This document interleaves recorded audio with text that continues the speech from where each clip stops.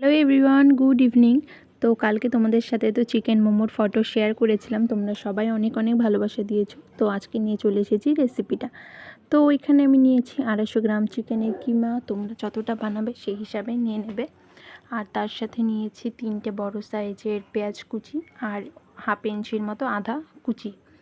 তারপরে খুব ভালো করে এটা মিশিয়ে নেওয়ার পরে দিয়ে দিলাম লবণ, তারপরে দিয়ে দিয়েছি আদা রসুনের পেস্ট আর কিছু পরিমাণ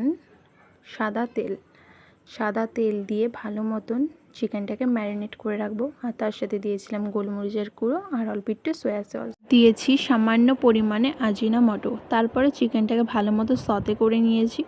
তারপর আমি ভালো মতন বেলে নিচ্ছি মোমো। এই যে এরকম করে বেলতে হবে, একদম খুব বেশি মোটাও না, খুব বেশি পাতলাও না, খুব সুন্দরভাবে বেলে নিতে হবে। বেলে নিয়েছি। তারপর আমি এখানে মোমোগুলোকে মোমোর শেপগুলো দিয়ে নিচ্ছি। আমি আমার হাজব্যান্ড দুজন মিলেই মোমো বানাচ্ছিলাম। তো আমার হাজব্যান্ড এখানে মোমোগুলোকে ফোল্ড করে দিচ্ছিল। আর এখানে সবগুলো মোমো আমাদের বানিয়ে নেওয়া হয়েছে। এখন দিয়ে দেব স্টিম করতে।